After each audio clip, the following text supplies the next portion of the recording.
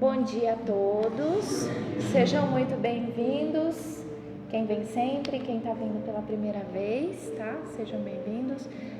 Nós temos atendimentos às segundas, às terças, tem evangelho, às segundas tem atendimento com fitoterapia e outras coisas, então se vocês precisarem de algum apoio nesse sentido, é só questionar depois certinho como são os funcionamentos, tá?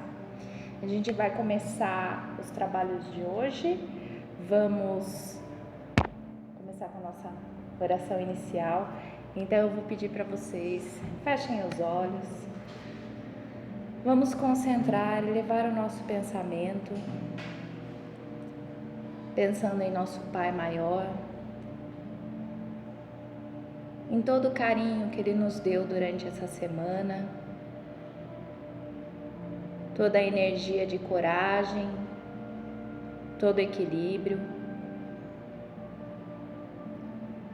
Que nossos mentores sigam nos acompanhando, mas principalmente que a gente permita isso. Hoje, com uma atenção especial, para que a gente possa assimilar bem os aprendizados do dia. Que nossa família siga em equilíbrio durante a semana, que tenhamos coragem para enfrentar as decisões, para tomar as decisões difíceis, que o façamos com muita sabedoria.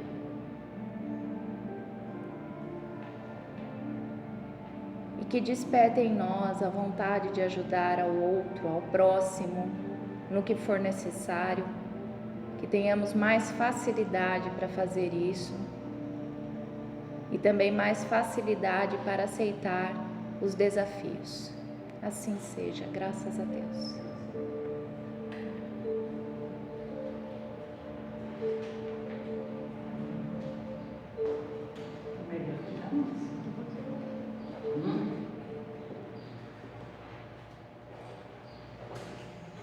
Olá, bom dia. Então, gente, bem-vindo. Vamos continuar nossos estudos. Hoje nós vamos falar sobre a prece e Evangelho no Lar. Já é o antepenúltimo capítulo do livro.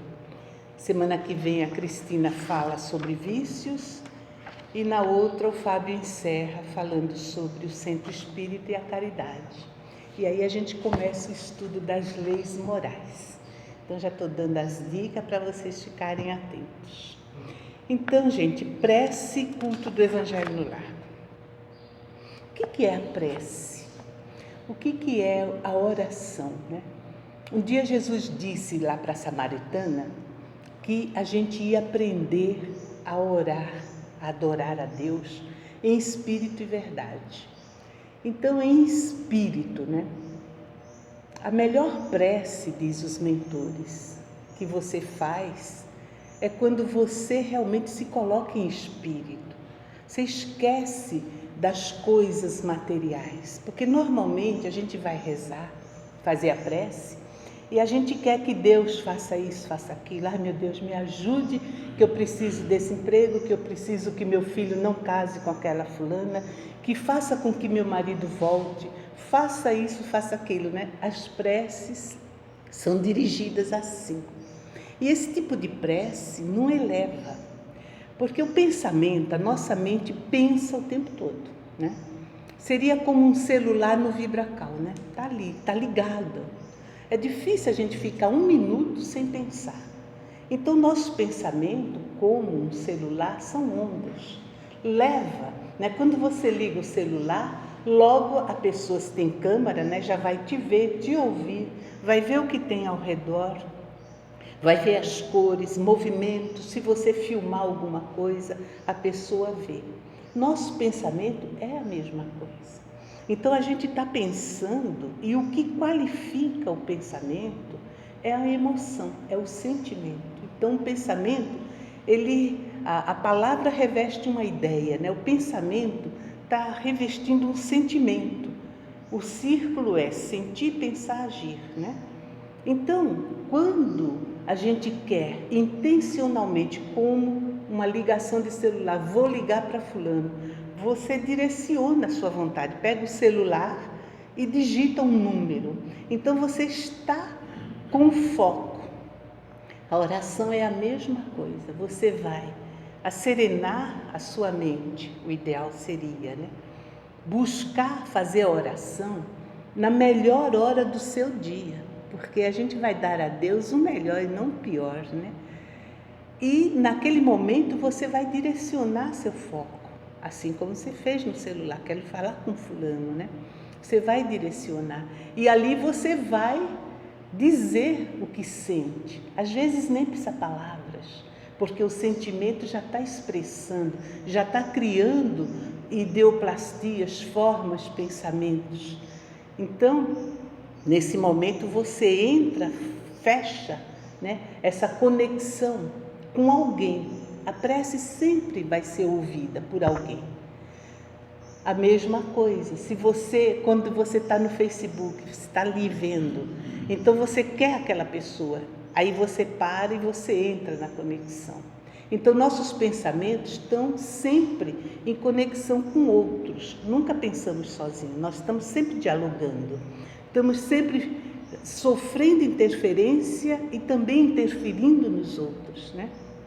Depende da nossa vontade.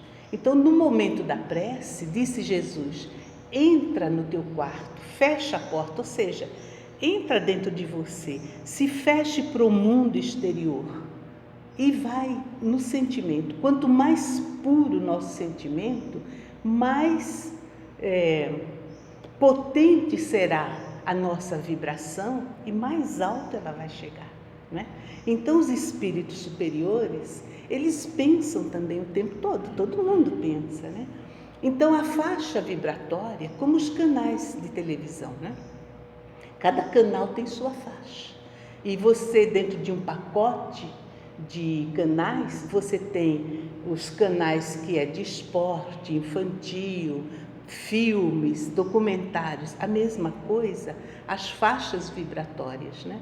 Então, os espíritos que pensam no bem, está ali, dia e noite, pensando no bem. Então, você tem à sua disposição um canal, muitas mentes pensando no bem, que vai te fortalecer quando você entra nessa conexão, assim como você se diverte quando liga um filme.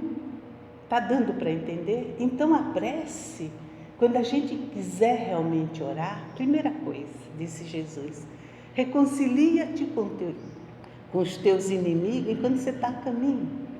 Então, não adianta você ir pedir a Deus com o coração cheio de mágoa, com o coração cheio de rancor, preocupado, perturbado com o que está acontecendo com você. Olha, eu estou sofrendo isso e aquilo. Reconcilia-te, desarma teu coração. Aí você tem um sentimento mais puro, porque o que qualifica o pensamento é justamente o sentimento. Se eu estou cheia de mágoa, meu sentimento está impuro. Seria como um celular muito ruinzinho, com interferência. Você não consegue, como às vezes a gente vai em algum local e não consegue transmitir, né? Então, os nossos sentimentos de egoísmo, de mágoa, de rancor, vai dando interferência. E a nossa prece não chega com transparência, com nitidez, com potência do lado de lá. Então é preciso, diz Jesus, né, que você se recolha. Fecha as coisas.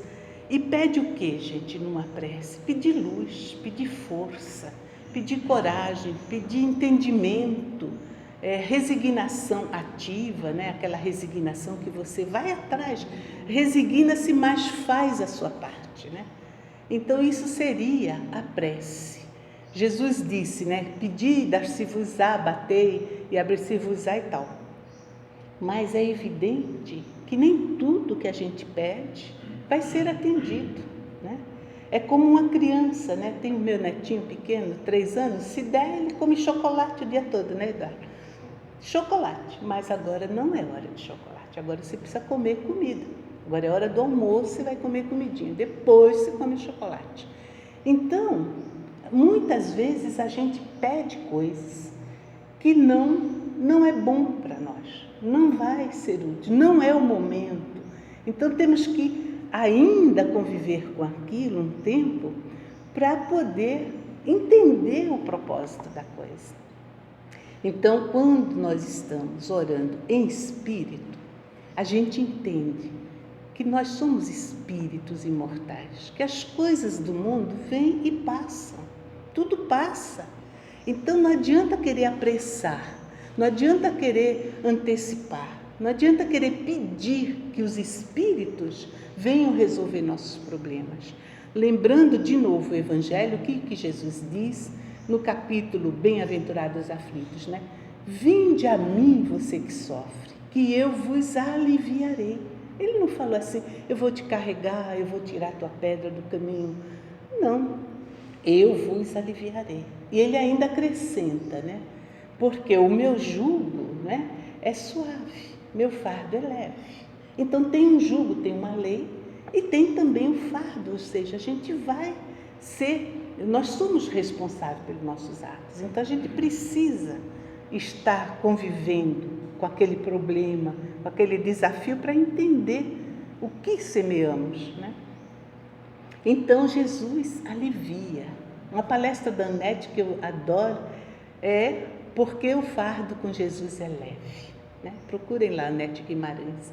Então, a gente começa a entender, orar em espírito é você entender que você está no mundo, desde que a gente encarna, tudo é material didático. É como se você coloca uma criança numa escola, num estudo, até a faculdade tem, né, de tempo integral, a medicina é de tempo integral, né? A Cris fez a psicologia de tempo integral, das 8 da manhã às 6 da tarde. Então, nesse período, você, tudo, até o material de brinquedo na escola infantil é didático. Tudo. Você está ali, você está aprendendo. Então, a gente encarnou para aprender, para crescer. O objetivo é ser perfeito. Então, não adianta a gente querer fugir do aprendizado. Então, o foco é aprender, é desenvolver virtudes. Então, nós não podemos desenvolver paciência numa ilha deserta, sem ninguém. Então, vamos ter que ter alguém nos cutucando. Então, a prece não visa resolver nossos problemas, né? O Chico, eu ouvi uma palestrinha do Bacelli essa semana, não sei se é recente, porque eu não olhei a data, mas ele conta os 27 zeros. Vocês já ouviram essa? Dos 27 zeros do Chico? Então, 27 zeros. O Chico trabalhava na Secretaria da Agricultura, né, na Fazenda Modelo, que era ligada ao Ministério da Agricultura, não sei se estadual ou federal, aí eu não sei. Mas ele, volta e meia, tinha concursos internos, né, no trabalho para mudar de função, para ter um salário um pouquinho melhor, né? E aí o Chico fazia, mas nunca conseguia. E teve um que era para poucos funcionários, né? Ele teria muita chance. Aí ele vai para Belo Horizonte, ele se prepara e vai. Aí a prova desse concurso eram 40 questões, né? E cada uma valia um ponto. E ele olhou, né? Tentou, fez o que pôde, entregou a prova e podia ficar esperando, porque era um grupo pequeno, né?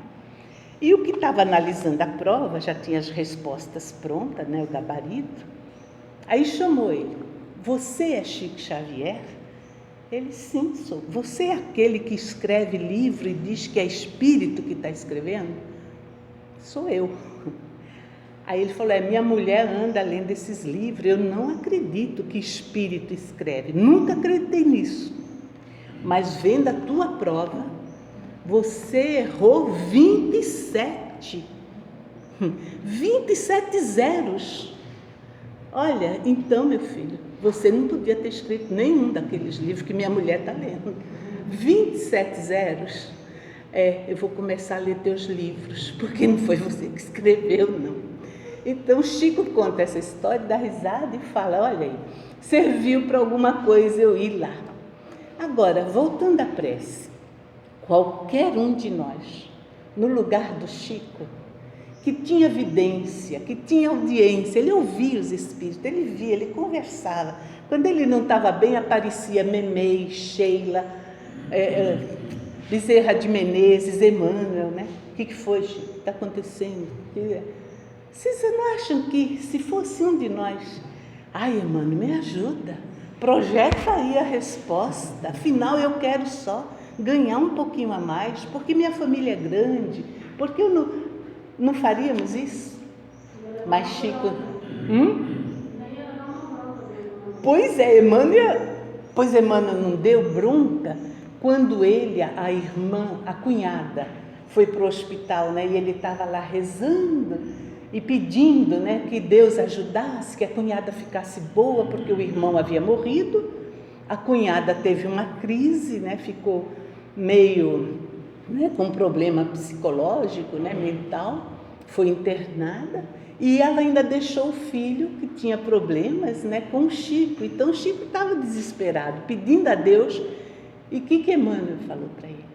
Você já foi tantas vezes nesse hospital e eu nunca vi você rezar desse jeito pelos doentes que lá estavam. Sua irmã, por acaso, é especial? Então vejam, a prece, a gente aprende com os espíritos, né? Vamos rezar, pedir pelo meu filho, né? Lembro quando Adriano foi para a África e houve uma revolução, ele ficou preso, ficou 7 dias lá na Ilha do Sal, sem dinheiro. Olha, bom, adianta pedir só por ele? Tem que pedir para o país inteiro que estava em revolução. Tinha que orar por todos que estivessem à volta dele. Então o filho está na estrada, você vai pedir só pelo seu filho?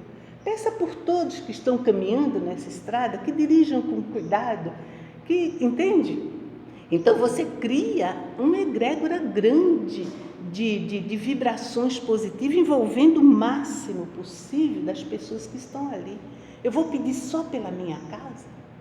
E tem gente que chegava a rezar, quando eu estava fazendo cursos da Aliança, por exemplo, que falava na evolução, né? E pedindo aos cruzados, Ricardo e seus cruzados, que coloque um protetor em cada canto. Vamos imaginar esse quadrado aqui, o espaço da minha casa, botar um protetor em cada canto para proteger meu lar. Gente, isso não existe. Imagine, é o mesmo que chegar para a polícia e falar, olha, eu pago a mais e eu quero um policial na frente, outro atrás do meu quintal, né? Então, a prece, quanto mais abrangente, né? Peça para o planeta. Nós não estamos dentro do planeta? Então, nosso filho está dentro do planeta. Nossos amores estão dentro do planeta. Pedir pelo todo. Vibrar por todos indistintamente. Emmanuel fazia isso com Chico o tempo todo.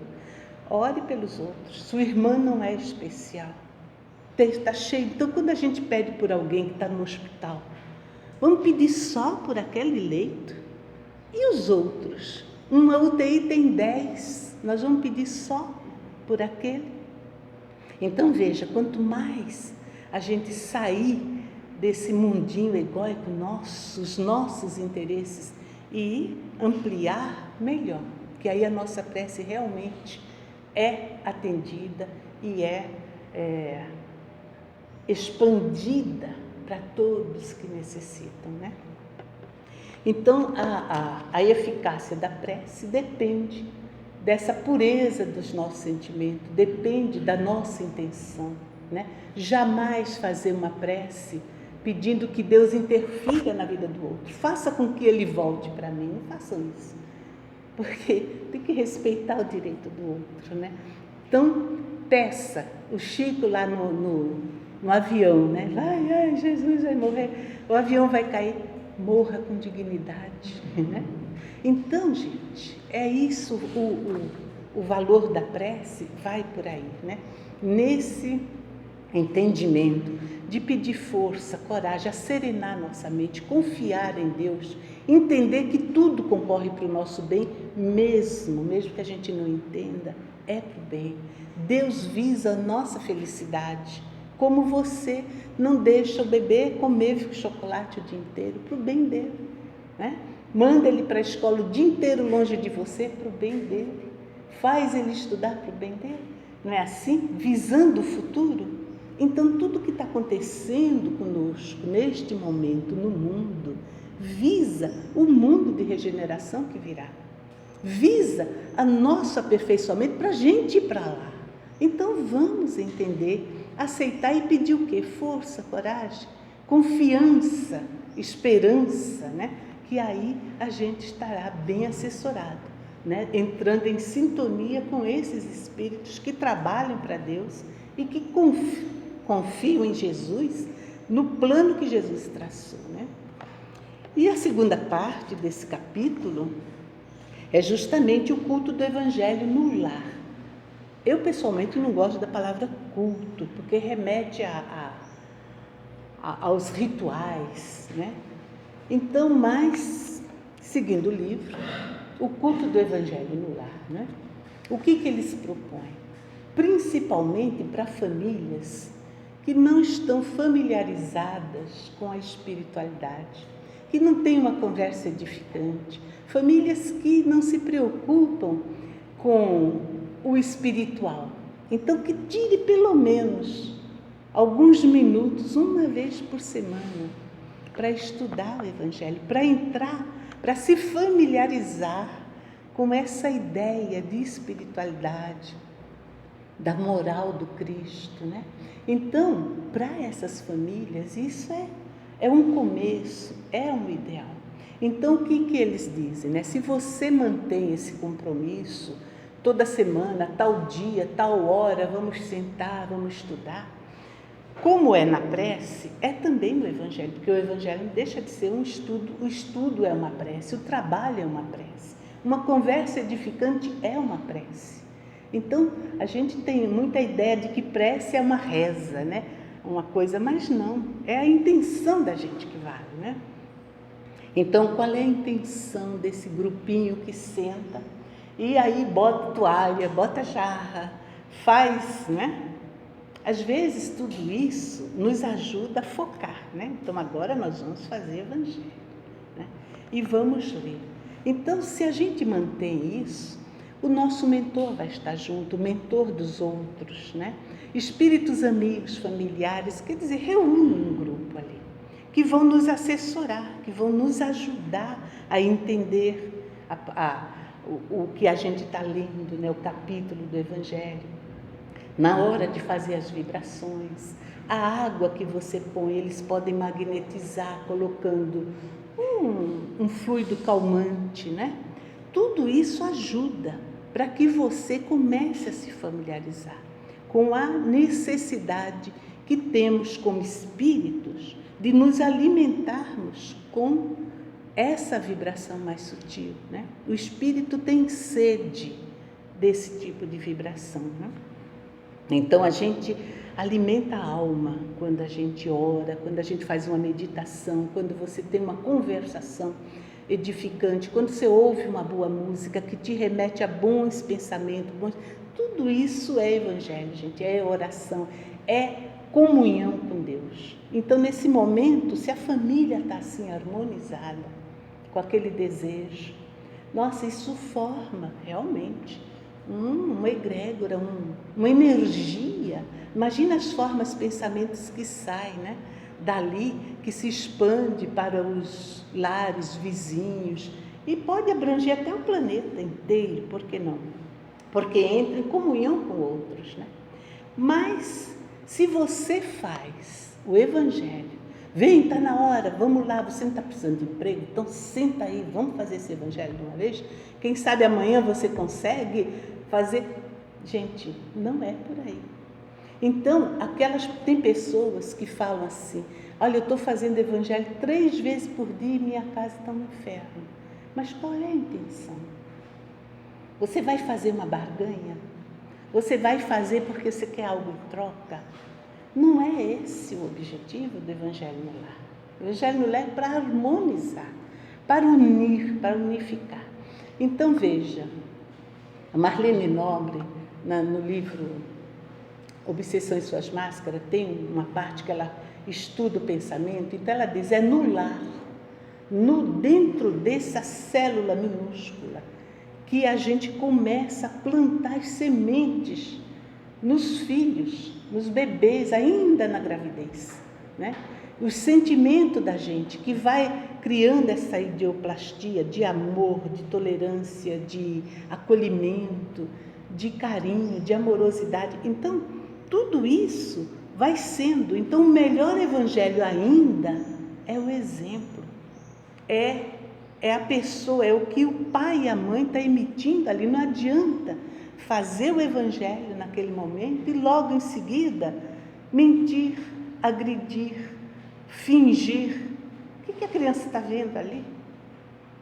Entra num conflito que muitas vezes afasta aquela criança quando adolescente. Conheço vários que chega à adolescência, à fase adulta, não quer nem ver, nem ouvir falar. Por quê? Faz uma coisa e a outra no dia a dia. Então são 6 dias e 10 horas malhando ali na intolerância, na irrecepção, ou então na indiferença, né? Quantos lares que não é um lar, né? E o lar, gente, é a primeira célula onde nós espíritos encarnamos para começar um desenvolvimento, né? Então, se esse lar não tem harmonia, não tem sinceridade, né? O que ele tem para oferecer? Então, lógico, faça o evangelho, tente, comece, mas que esse evangelho, naqueles 15 minutos que a pessoa fala, não, 5 minutos de leitura, também é outra coisa que eu acho, porque se a leitura está interessante, se está todo mundo gostando, por que tem que parar em 5 minutos? Segue um pouco mais, qual é o problema de você ficar 1 hora numa conversa legal, conversando sobre bem-aventurados aflitos? O que Jesus queria dizer com isso? Vamos trocar? Entende? Porque se a gente fica horas vendo um filme, se a gente fica horas discutindo futebol, não podemos ficar um tempo. Entende? Então sair da coisa ritualística, né? E ir à água fluidificada, magnetizada. Os espíritos magnetizam, mas todos nós podemos fazer também. Alguém não está bem, estou com uma dor de cabeça, pega um copo d'água para mim. Você vai pegar essa água, você pode ali, com as suas mãos enquanto segurando o copo, aglutinar toda a sua energia, que fique bem. Vai tudo, gente. Entende? Você dá aquela água para a pessoa, mesmo que seja um andante na rua, pede um copo d'água, às vezes batem, né, pedindo um pouco d'água, que essa é muito mais do que um copo d'água. Sua intenção qualificou sua energia e você ofereceu, você impregnou aqui, entende? Então, vai além desse 15 minutinhos diários. Pode ir além, pode durar o Evangelho no Lar 24 horas por dia, dia e noite. Se a gente quiser estar em harmonia, se a gente quiser estar nessa conexão com Deus o tempo todo, meu Deus, me ajude a ter mais compreensão. A gente reconhecer que erra, que cai, que nós somos todos falhos, né? Mas, meu Deus, me ajude a levantar, me ajude a mudar. Eu preciso ser mais paciente, eu preciso ter mais tolerância, me ajude, preciso ter mais fé. Então, você está numa conexão constante com Deus, né? Está assim como a musiquinha que fica aí de pano de fundo. Então, o teu pano de fundo, a música ambiente é Deus, né? Aí você está em conexão. A música ambiente dentro de você, que seja Deus, a natureza, as leis divinas, que você possa entender e você se situar e caminhar, tá com aquilo no fundo, entende? Para que durante o dia você viva aquele evangelho que você faz uma vez por semana, né? Que aquele capítulozinho possa te orientar no dia a dia, né? A todo momento, quando houver um conflito, você pega lá, não, essa semana caiu, né? Bem-aventurados aflitos. Por que essa bem-aventurança? Como que eu posso me sentir bem-aventurado diante de todo esse conflito? Meu Deus, me ajude, né? esse medo que eu estou do vírus, por exemplo, se a pessoa tem medo, né? Então, como que eu posso enfrentar a minha preocupação com o futuro do meu filho, que é ainda pequeno nesse mundo? Aí você vai lembrar, mas ele é filho de Deus, Deus ama mais que eu. Então você se apega naquilo que você leu. Então o Evangelho no Lar ajuda muito quem não lê nada, quem não conversa muito. Então ela vai ter aonde se focar, né? Mas se a gente puder fazer todo dia, transformar uma conversa, às vezes boba, você está ali. Quem costuma comer com a TV ligada, né? Aí aparece um noticiário, uma coisa ruim, e você joga uma ideia do Evangelho. Não, mas a mãe morreu, meu amigo morreu. Filho, não morre. Olha, o espírito sobrevive. Então, muitas vezes, já até programou para viver pouco tempo, porque ele precisa. Você esclarece, você tira aquela criança daquela ideia de perda, de angústia, para mostrar um outro caminho. Isso é Evangelho. Você está fazendo Evangelho de uma forma indireta, que às vezes é muito mais frutífera, né, digamos assim, do que aquele ritual imposto que você obriga seu filho. Senta aí e vai fazer, porque está na hora. Vamos lá. Entende? A pessoa, e ele vai, mas o pensamento não está, então não está resolvendo. Então procurar uma alternativa. Estou falando isso porque não são muitas famílias se queixam. Eu faço Evangelho sozinho, porque minha família não bate o horário, porque minha família não quer, porque alguém não gosta.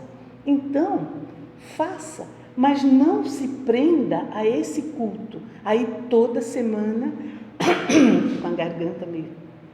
Toda semana eu tiro aquela horinha, olha, juro por Deus, eu faço direitinho, porque minha família...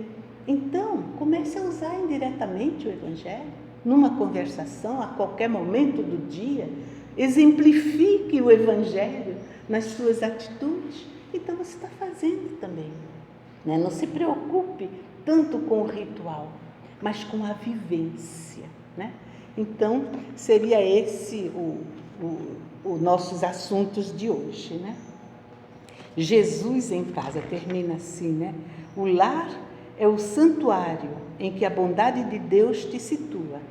Dentro dele, nos fios da consanguinidade, recebes o teu primeiro mandato de serviço cristão. E é aí que te avistas com o adversário de ontem, convertido num parente próximo, e que retomas o contato de afeições queridas que o tempo não apagou. Ou seja, dentro do lar a gente encontra adversário e encontra amigos.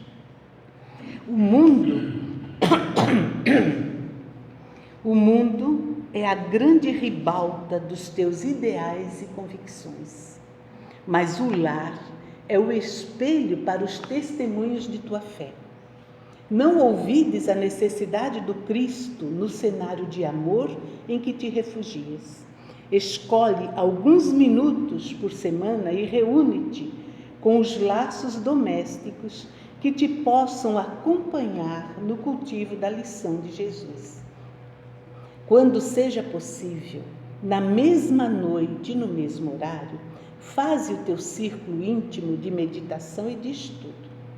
Depois da prece, que nos cabe agradecer ao Senhor pelo pão da alma, abre as páginas do Evangelho e lê, em voz alta, alguns dos trechos de verdade e de consolo, para que o recebas e recebas assim a inspiração dos amigos espirituais que te assistem. Não é necessário uma leitura por mais de 10 minutos. Aqui eu acho que a gente pode ir se quiser. Em seguida, na intimidade da palavra livre e sincera, todos os companheiros devem expor suas dúvidas, seus temores, suas dificuldades. E através dessa conversação edificante, os emissários da esfera superior distribuirão ideias e forças em nome do Cristo, para que horizontes novos iluminem o espírito de cada um. Então, cada vez que a gente estiver unidos nesse propósito de realmente mudar, transformar a nossa vida, nossas relações, estaremos sempre assistidos por Jesus, pelos seus emissários. Não podemos duvidar disso jamais. Mas tenhamos a certeza de que sozinhos também estamos fazendo. De que se não fizermos desta maneira, mas se a gente durante o nosso dia, a cada momento que se fizer necessário, a gente der testemunho da nossa crença, através de uma atitude, de uma palavra amiga, de um acolhimento, da busca de um entendimento, com certeza Jesus e os bons espíritos estarão ali nos envolvendo. Cada vez que a gente fizer algo de bom para o outro, sem nenhum interesse, dentro do lar, ali, que não seja mais um peso o que nós fazemos dentro de casa, que não seja um peso o que você faz para o outro, né? Quer ter que acordar mais cedo para fazer alguma coisa, ter que se superar no seu cansaço para fazer mais alguma coisa que vai beneficiar todo o grupo. Acredite, isso é evangelho também. E os bons espíritos estarão te dando força. Cada vez que você tiver a intenção de se doar, porque esse é o grande jogo. Você dar de si, não é dar do que te sobra, não é dar do que não te faz falta, mas é dar de si. Para o outro, você vai estar assessorado. E as forças serão renovadas. E você conseguirá ir mais além, mais adiante, dentro da sua família. E esta célula pequenininha, veja, cada filho, cada membro da família vai repercutir esse sentimento, as ideias, a maneira como você vive vai se perpetuando, vai se ampliando. E é esse o objetivo, né? Dessa pequena célula, transformar a sociedade, transformar o mundo. Então é isso, gente. Não sei se deu para entender, né? Mas esse livrinho aqui é o começo de tudo, né? Conhecendo o Espiritismo. Cada capítulo nos remete a um pequeno estudo e reflexão. Então a gente agradece a Deus, né? Esse Jesus que está no comando do nosso planeta. A gente agradece aos bons espíritos, ao nosso mentor que nos acompanha. Toda essa força, toda a coragem, todo o empenho que eles têm em nos ajudar nessa caminhada. Então, tudo que a gente pedir em relação à nossa força, coragem, com certeza eles estão nos dando. E nesse momento, não tenhamos dúvida de que eles estão aqui, estão aí com você na sua casa. Se você se ligar, sinta a presença do seu mentor ao seu lado. Sinta pela vibração a presença dos espíritos amigos, porque você vai se sentir segura onde você está. Não porque tem 4 paredes grossas e tem grades na porta, mas porque você está amparada espiritualmente. E como espírito imortal, nada vai te atingir. Então você se sente segura nesse momento da assistência, das bênçãos de Deus, te dando força, coragem, te dando confiança na vida imortal que todos nós temos. Então é esse o objetivo da prece, de pedir a Deus que nos fortaleça na fé, na esperança e que nos impulsione cada vez mais para a prática da caridade tal qual Jesus a entende. Benevolência, indulgência e perdão de todas as ofensas. Muito obrigada, que Jesus nos abençoe hoje e sempre. Graças a Deus.